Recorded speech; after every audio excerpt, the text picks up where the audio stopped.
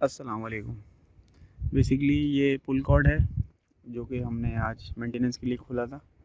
इसका spring tension remove नहीं कर रहा था, तो ये इसका अंदर मैकेनिज़्म है। ये इसकी स्प्रिंग टेंशन है, ये इसके पॉइंट हैं दोनों सेटिंग गेट स्विचेस के। ये हम अपने हिसाब से सेट कर सकते हैं दोनों पॉइंट। ये लिप स्विचेस की आप आवाज़ सुनिएगा।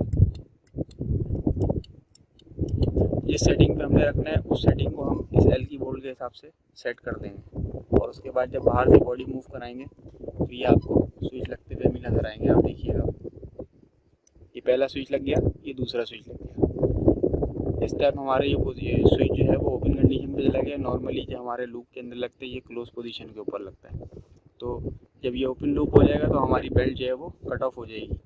ये हमारा इंटरलिंक मोटर के साथ होता है। अब जब हम आप उसको वापस रीसेट करेंगे तो ये अपनी नॉर्मल पोजीशन के ऊपर चला जाएगा। नॉर्मल पोजीशन पे आ गया। अब ये कॉन्टैक्ट क्लोज लूप के ऊपर दोबारा चलेगा। जैसे ही हम ये ऑपरेट करा देंगे ये ओपन लूप हो जाएगा। Thank you.